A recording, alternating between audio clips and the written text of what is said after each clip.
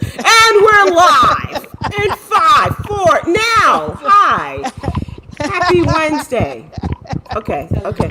Don't do that anymore. Adjust your Stop, volumes. stop. Adjust the volumes. There he is. There he There is. you go. Slow There it you go. down. Okay, Oh this wait! Oh way. no! I got it. No, I understand. I Yeah, forgot. slow it This is down, the big fella. so my I know you've last heard one. that before. No, Slow it never down. in my life. Not once. Ooh, look at him, We've and been he's going feeling for himself too too. Look at long. him. He's like, Oh my gosh, is this ever going to stop? Oh my God. Is all that you? No. I mean, I've heard that just directed at me, Myra. I don't know about you, but just never heard it All the that other way. really you? Really, And where does that welcome to- stop? And welcome to Sybil's Family Hour. absolutely. Yeah, the kids are still up. That's Yes. right. Yeah. Welcome to Sybil's Family Hour, the Manson family. So that's great. Well, the Wilkes family is close to it. Trust and believe. Hi, everybody. Welcome to What You Need to Know. It's like, didn't I just see them just like a couple of hours ago? I know. Yes. Yes. These kind folks were part of the brilliance and comedic hilarity of last night's roundtable discussion with comedians and professionals following the debate last night. I can't speak for anybody else, but we got a lot of great response, and the folks really enjoyed it. How did you guys feel about it last night? First, about the debate, and is there anything that came to you after we got off the air that you would like to share now? I just OD'd last night. Me too. I over Donald. That's what OD. Yeah. So my IQ is a little lower today. I'm a little rashy, a little itchy, because usually I don't listen to that much Trump in one short span. But I guess with everyone talking about the whole standby things, seem to really have The Proud folks, Boys. really alarmed. But to me, I'm like, is anybody surprised? You know, some people are like, well, we wanted to hear a debate. We wanted him to be presidential. That's not who he is. He's an ignorant, racist man. You're not going to get anything intelligent out of it. Stop begging for it. As he said, it is what it is. Yeah, it is what it is. Yeah, so F him, let's vote.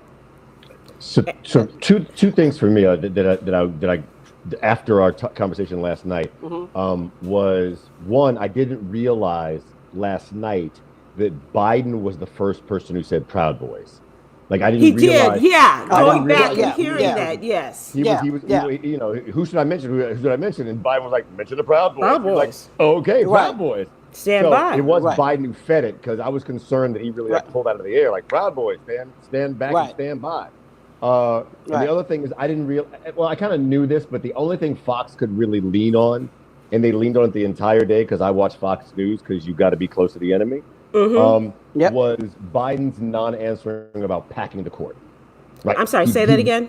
His non-answering about packing the court. Oh, right? yeah. Yeah, I thought that was very clear. Yeah. So Congress has the ability, and it's really quite easy to do. Evidently, FDR tried it and got smacked down by his own party. But the justices, I think, correct me, Sybil, have been 9 for about 150 years. Exactly.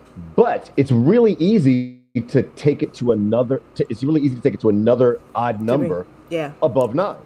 And so since it's about to be 6-3, it's going to be 6-3. Suck it up, swallow it, let it be that. Now that I have heard before. Now that I have heard before.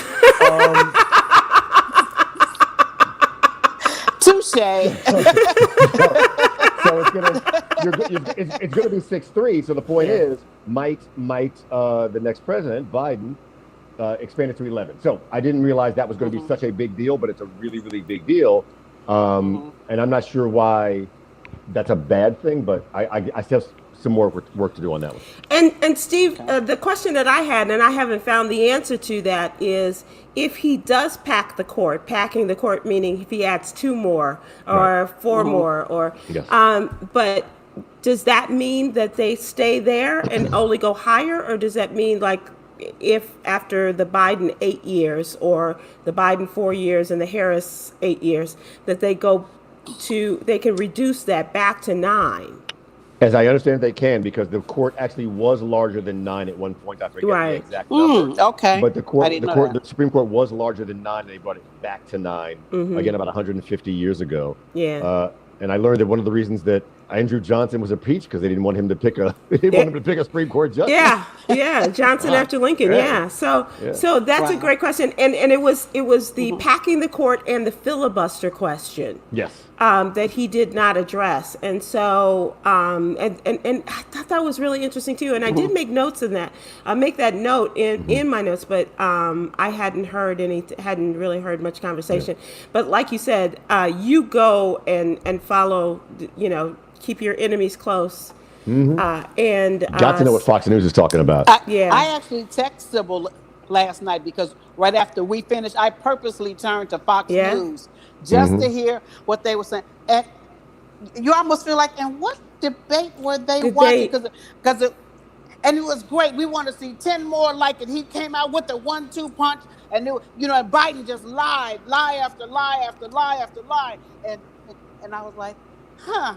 Okay, but I can only take about 10, 15 minutes. And Steve has great stamina, and we've heard that before too. Yeah. And so he was able to take probably hours upon hours upon hours of Fox News. Lie after lie after lie, like Fox News. Donald Trump was on cocaine, allegedly. Yeah. I'm sorry, Junior. I'm sorry. So sorry. We've heard that before. No. I really didn't mean. No. I really didn't mean. Donald Trump Jr. was talking like he was on cocaine right before Junior, not the reader. No, but we've heard that about Senior too. I mean, no, seriously, there have been allegations. Sniffing, and with all of that, right, Myra? So that wasn't something that was foreign to allegedly, us with Senior or Junior, which I find interesting in that, one of the discussions one of the things that Donald Trump threw out, it wasn't a discussion. It was one of the slams he had against Hunter Biden and talking about his drug abuse and his father coming to his defense and saying, this is a problem that he has worked through and that he has tried to but Biden could have thrown out like your brother, the alcoholic, but he didn't. Yes. And there were and then when he was talking about Beau Biden and him being a hero and what he did and getting the medals and things like that, unlike you, Mr. President, who got out of the draft because of bone spurs. There were all these things that he was throwing at Biden, and Biden, tried until he told him to shut up. Shut up. Tried to keep it at such a level. At 9:21 p.m. Right. 9:21 was the first shut up. I clocked it. Absolutely. Yeah. Here's the thing.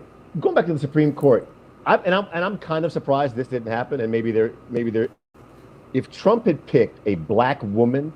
If he had nominated a black woman as justice, like what do you do? Like, do you say no? Yeah, how do you counter that? Yeah, that's how do you counter that? Like that, you want to win black voters, nominate a black woman to the court. Like, forget everything else. Forget your HBCU connections. Like, I got all the blacks out of jail. Forget that. But that doesn't put a sister on the Supreme. No.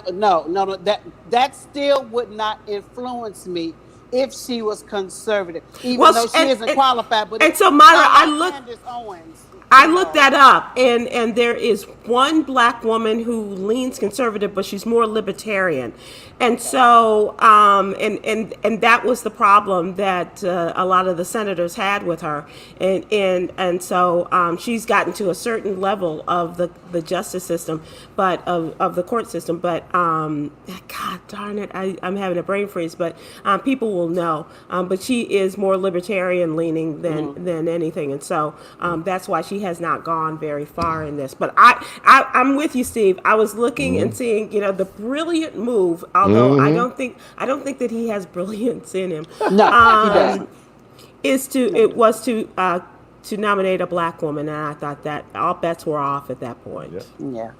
I mean, she would sit side by side with Clarence Thomas and and sit there and not say anything. But although I think this black woman, whoever she might be, if she's out there, and I'm sure she is, would have, had something to say on the court. And that was, like you said. Hey, sister. What's that on the Coke can? How did I know you were going to go Coke can? Welcome to the Supreme Court. So the very favorite thing the thought that I had when he said that he was going to nominate months ago, when he said he was going to nominate a black woman to the Supreme Court, and the very favorite thing is who would you have liked to see as a black woman nominated to the Supreme Court, and who better than Anita Hill?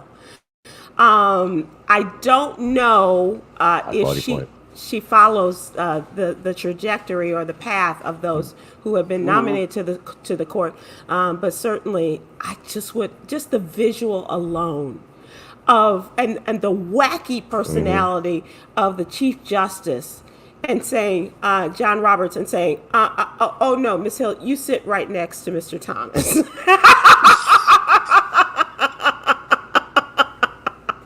Now that's a debate right there. Let's see those two together. That's funny. The Facebook and YouTube folks are talking, and Tim Scott said supposedly that Donald Trump needed to denounce white supremacy at his rally tonight. That was a part of the discussion I had on the Willie Moore Jr. show today, was about what Tim Scott said, and he says that Donald Trump needs to denounce this. Everybody else, a lot of the other senators were saying, no, he was wrong, and this was no time to be talking about the Proud Boys or any other of the white supremacists and Aryan Nation folks that he has endorsed.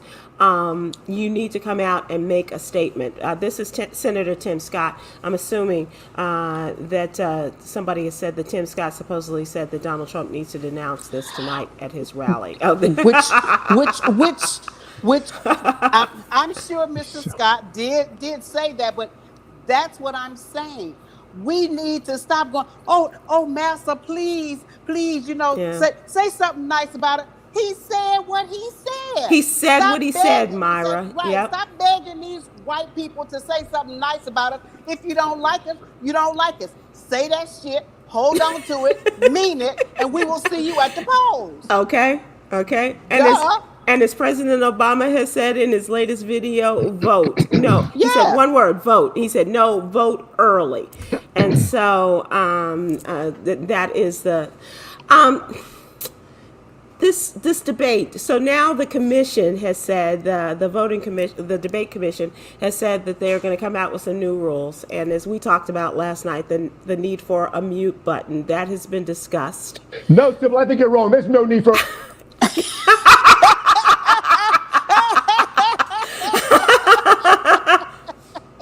Are you ready? Are you ready to be civil now?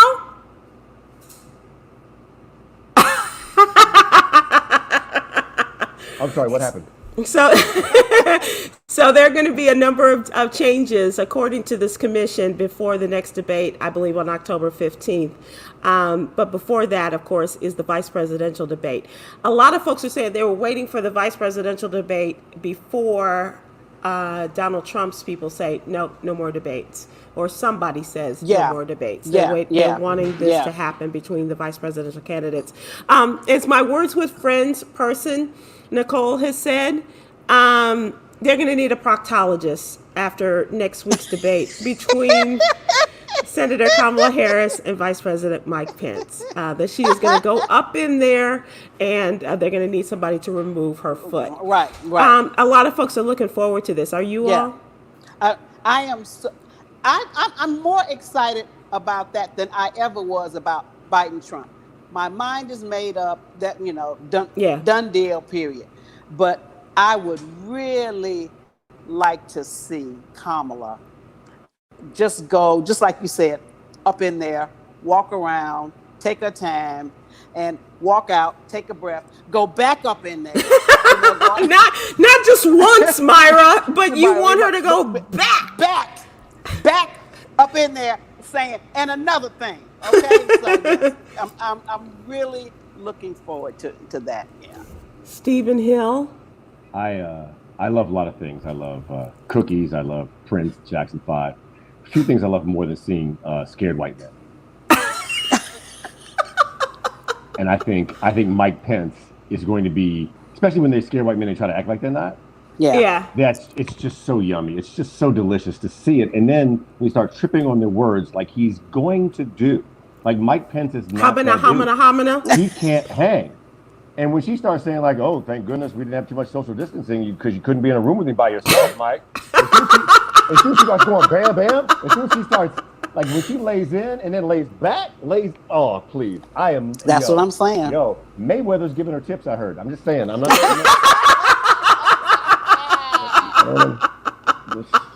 just saying that's true. Yeah, I think that's going to be a much watched debate, and especially amongst Black folks, and watching the sister go up in there. And it's going to be, and then we'll see what happens the following week. And I think the only difference, the reason why they may not cancel the second debate between the presidential candidates is that this is going to be a town hall. And and in Miami, I am so in for that. And regarding the questions that will be asked, the flavor of the questions from the Miami crowd, and how that will all go down. So I'm not sure whether they're going to cancel after the vice presidential debate, but I can't wait for next week. I cannot wait. And I think that the choice is really interesting. I believe it's Salt Lake City where this debate is going to be held. Yeah. Oh, okay. Yeah. Well, mother should be comfortable, though. Mother should be pleased. And I really think it's very interesting that Mike Pence's wife's name is Karen. I don't know why that amuses me, but it does. I know why. And it absolutely does. It does. So Salt Lake City seems like it's really like a home team advantage for Mike Pence, but we're not concerned. Yeah. Because Kamala is who we know she is.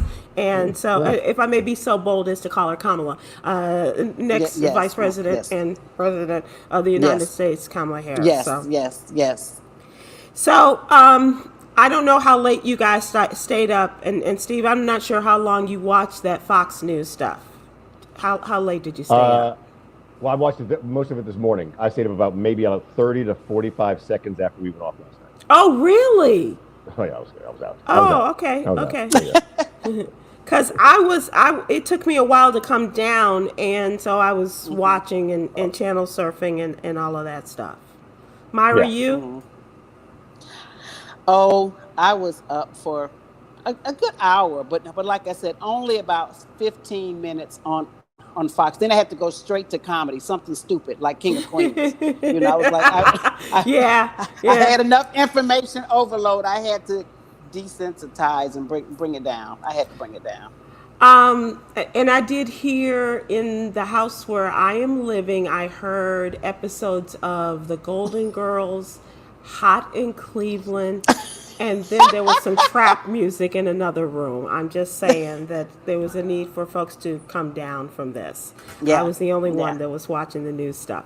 All right, so there has been an announcement this afternoon in which a judge has said that the request for or by the Attorney General of Kentucky to delay the release of the audio or the transcripts of the Breonna Taylor grand jury.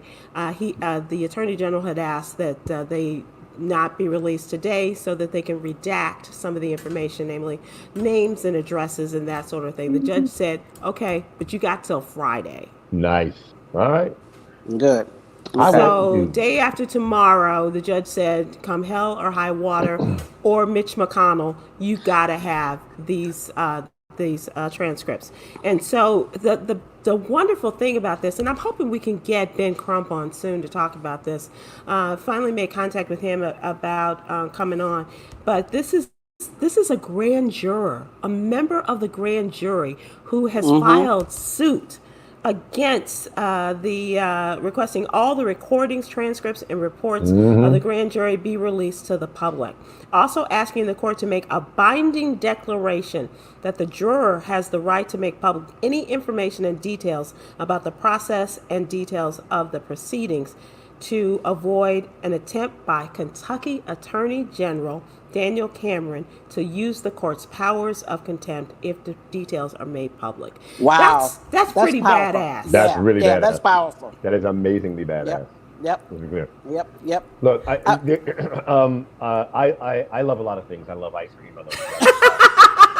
We know you like ice cream. Nothing would make me, I would love nothing more than to come on this next week and have you two make fun of me saying your position on this has been wrong the entire time.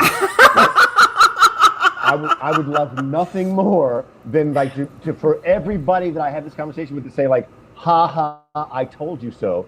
And literally, I think this is the first glimpse that that might actually happen. There's some information that I'm ignorant about a lot of things, but about that I'm ignorant to that could put this on another path. And I really hope you guys make fun of me. Do all this and everything else. Like, And as Myra would say,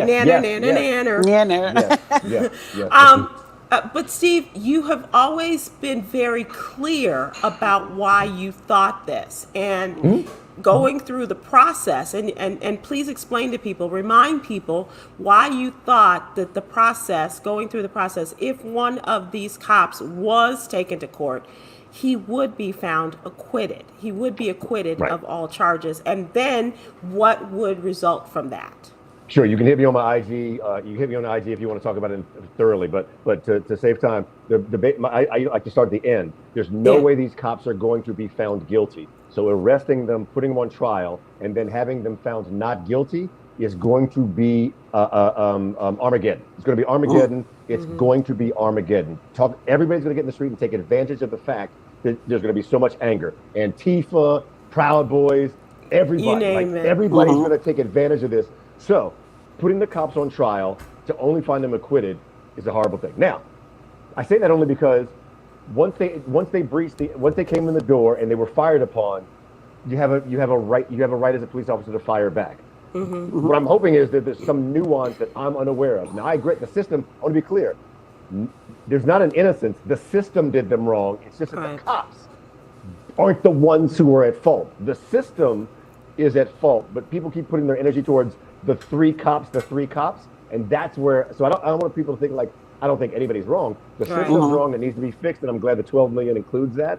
But putting all your energy in the cops, I've always felt is the wrong thing, because once they were fired upon when they went at the door, they get to return fire. Should that warrant have been signed? Probably not.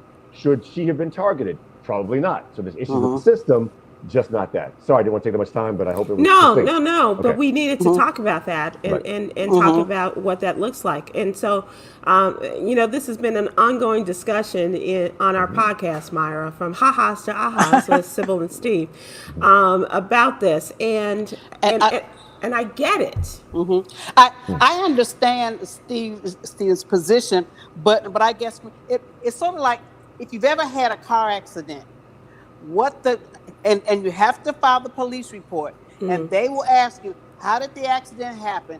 And when they write it up, they will always start with the first thing in motion that caused the accident.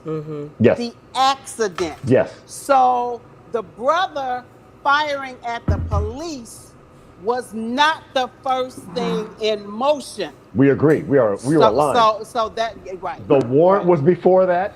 Them targeting Breonna was before that. Like there's a whole, and that's my whole point. There's a whole bunch of stuff that was at fault before you get to the cops. That's why you put the cops on trial, they get acquitted, and there's civil war in this country. There's civil war. But something that's why I was like, I don't care if you have to go to the investigator who signed it. Somebody started this process. Yes. And that's the person, to me, should be charged, because that young lady did not go to bed committing a crime. Right. We are aligned. Somebody needs to 100% be aligned. held accountable. Period. Yeah. We are aligned. And I'm with you, and as Steve has said, and he's more, and I will admit this till the day I die, he is absolutely more clear thinking than I am. I am more emotional in this, and as much as we are. We're charged with informing and empowering people. Sometimes the emotions do get in the way, but I agree with you absolutely that this young woman did not go to sleep that night. She was not awakened with her boyfriend pointing a gun at the door as somebody was using a battering ram to come into their home. And then there's the other things that have come about with the release of certain videos in which they show police on the scene and Brett Hankinson coming back to look at the scene and perhaps disrupting the crime scene, picking some things up, removing something, putting something a little bit closer. And then there's also this discussion about wanton.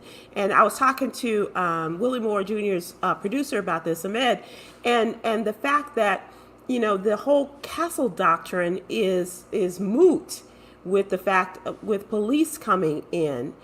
If you have wanton endangerment, when you use those terms, those words, that things are different at that point. And so I think a lot of this has been has been brought about, and in terms of questions that are being asked, and so we'll see what happens. As of Friday, as the judge has said, Daniel Cameron, get your act together and get this stuff redacted by Friday. So, it's just so much. So anybody want to take that call? No, I'm good. I'm good. No, that's probably God bless him. But if Joe Biden called me one more time asking for a donation, I ask for everybody, please give, and I do. Even if you only give $5, I'm giving to defeat Mitch McConnell. Right. What's his name? Don't forget John. Yeah, don't forget Lindsey Graham in South Carolina and John Cornyn in Texas. Right. It's not a whole lot of money, but then I'm gonna say, just be prepared because they're gonna bug the hell out of you, just like this man is talking on the answer sheet. I'm not giving them no damn money. So the thing is, no damn money. I'm not giving them no damn money. Biden today. Literally, the last one said, "This is the last time I'm going to tell." Well, is this the last time or is this the first last time? Because you texted me this morning saying this is the last time. So this is the fifth last time that you have already texted me today. Going, if you could just get 25 cents or something before the quarter is over. Have you not heard about folks being laid off by the millions? Okay. Yeah. But to that point, if I'm not mistaken, and I heard this reporting, Biden raised $4 million in 1 hour. Yeah. $4 million in 1 hour after last night's debate. Yeah. Which is it's promising. And 25 cents. There you go.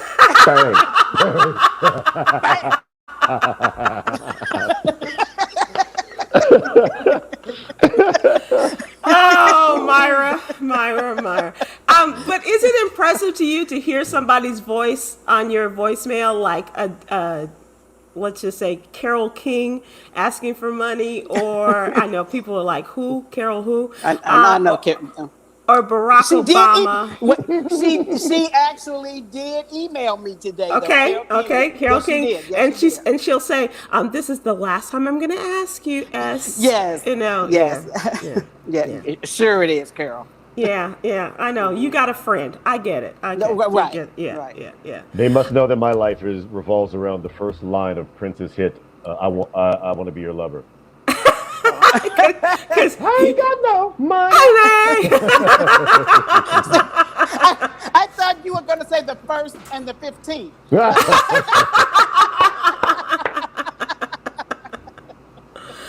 Okay, you guys. So we have gone past a tremendous landmark in the fight against coronavirus. This milestone, as recorded by Johns Hopkins University, hit on Monday. With the coronavirus to take the lives of over 1 million people around the world. If I may just say that the coronavirus has come very close to a friend of ours, a young woman in her 40s has reported last night to us that she was hospitalized, and then they sent her home with coronavirus. And it is the viral, not the respiratory form of coronavirus. But it's over 205,000 people in this country alone. 1 in 5 in the world, the deaths have been in the United States. And the fact that in talking about the coronavirus and the lies that have been spread and the lack of action on the part of those in charge, it's just still boggles the mind. I know. So Biden said last night, 1 in 1,000 African Americans. Is that an accurate figure, or was he reducing that from something else? Is it really true that 1 in 1,000 African Americans nationwide are prone to get it? That's an astonishing figure. It really is. Yeah. And that just shows you the speed at which this has gone. I know it took 9 months for it to go over the 1 million mark, but still, and he was trying to say, well, what about the number of deaths that the Obama administration had with H1N1? And it's like, dude. Come on. Really? It wasn't even close. No. It wasn't even close. No. It wasn't even close. No. There are no undecided voters. No one's undecided. Come on, Steve. That's what really pissed me off is today watching people in Ohio, where the debate was last night, and watching the debate, and people still saying, I don't know. I haven't made up my mind. In Ohio, dude. Where you're going to go. Westerville. That's where they were yesterday, yes. So that's what I get for going to sleep so early. Because I miss that folks who are like, who am I going to vote for? Yeah. That's scary. Yes. Like, it really is. Either you love look, some people just love bullies. If you love the bully, that's it. Or you want decency and humanity. But if you're on to say you really don't know? I honestly think that these are some people was like, I can be on TV. I swear. That's how I feel about it. I thought about that too, Myra. Ain't no way in the hell at this point you're going to sit there going, I'm just not sure. No. That's hard to believe. But yeah. I know. Me there too. have been harder things. I've heard that too, by the way. So no, you haven't.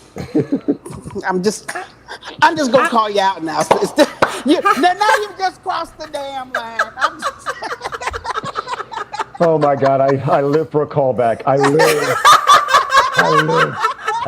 for a callback. That's what they're known for. That's the beauty of the comedic mind. 2 things you really love.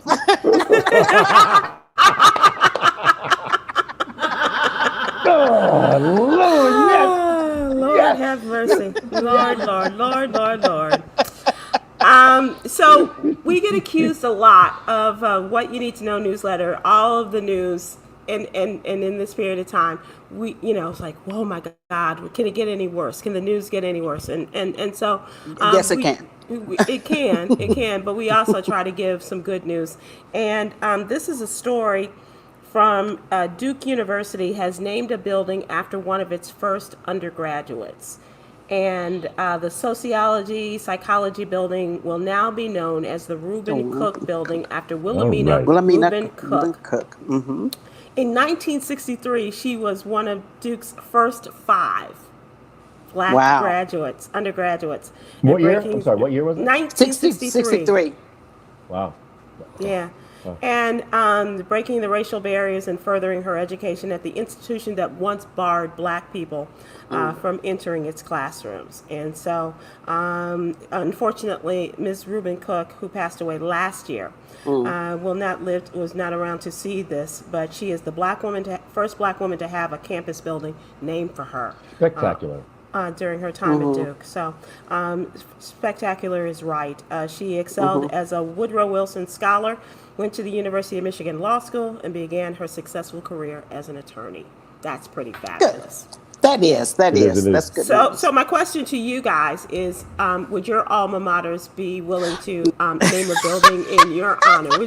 Could you go to Illinois State and the Redbirds would say, The When are you Myra gonna bring J back them building library of books? laughter. They're like, look, she still got parking Well. tickets. It's a couple of library books we're still waiting for.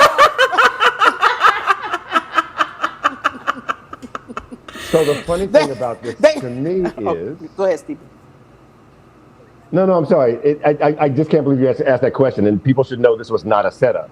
Right. Because two things. Brown University just renamed Paige Robinson Hall, named after a black woman, to honor one of the Brown's first black graduates in the university's history. So, yay, Brown. But Groton School, for the first time ever, my high school, is naming a building after a black woman for the first time, who was a parent on the board of trustees, and happens to be my mother. I was gonna say,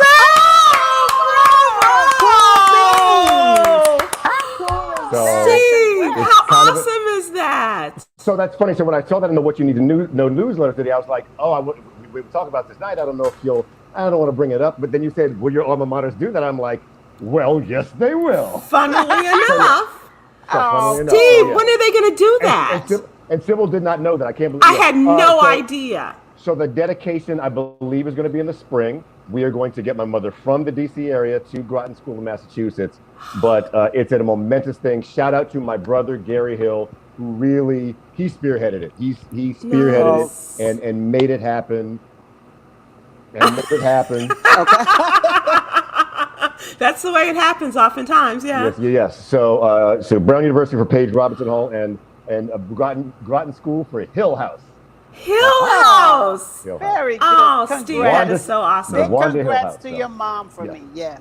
Yes. That was a long-winded version of yes, my alma maters would do that. As a matter of fact, I believe so. Yeah. And that is the first time I've heard that. Yes. Well, that's so cool. Isn't that cool? That's pretty awesome. That's really pretty awesome. Yeah. Very proud of her. Very proud of her, and she's ecstatic about it. Like she was really good. It was a surprise to her. It was arranged as a surprise, and so it's a gift having the best brother in the world. Oh, that is so cool. So, will any of her fan club members be there in attendance, or of which she is a fan club, such as Clay Aiken? Clay Aiken, yeah. I'm trying to have Clay Aiken sing at the opening. That would be everything for her. The only challenge is there might be a heart attack right after that. So we may no, we don't want that. No, we don't. No, want to invite that. No. Clay, oh my God!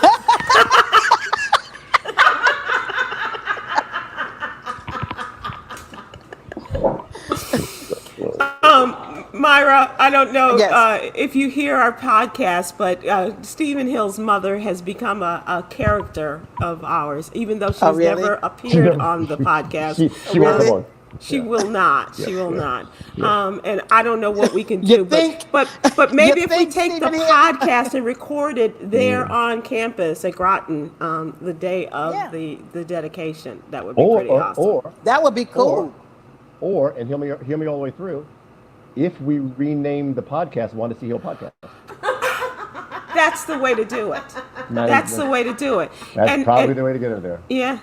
And formerly.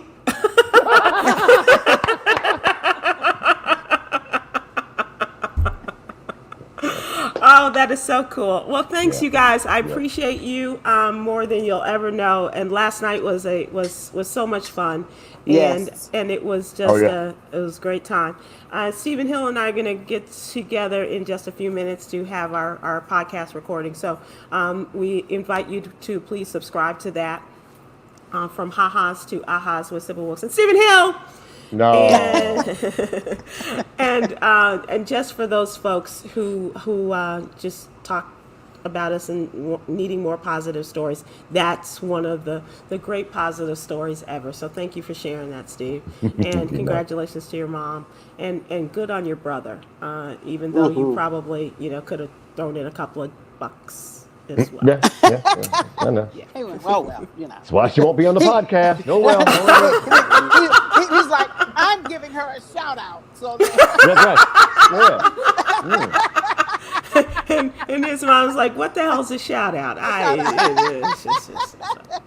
Oh, and Steve, another positive thing before we go. Your friend Jesse Collins, tell us what's Thank going you. on with him. I was good. Yes, Jesse. So Jesse Collins, who I worked with many times on the BET Awards and just for so many years on BET Hip Hop Awards, BET Honors, is the first Black executive producer of the NFL Super Bowl halftime show.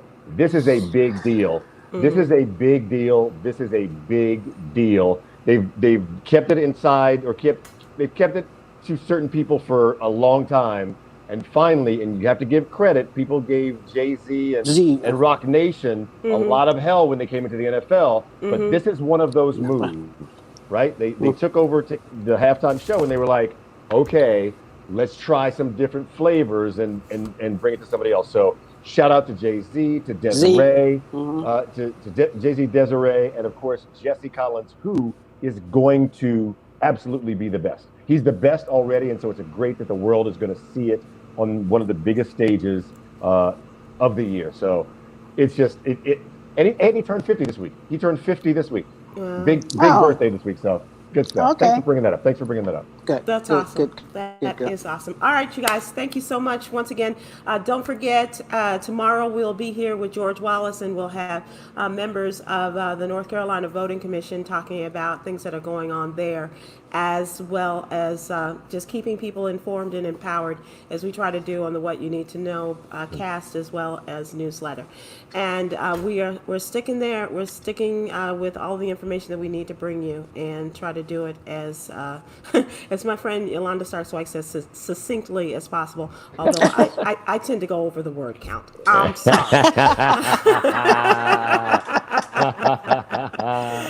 All right, thanks again, and we will talk to you guys tomorrow. Thank you, Myra. Bye. Thank you, Steve. See you next Wednesday. Okay, bye-bye, Stephen. Bye, Sybil. Take care, everybody. Love y'all.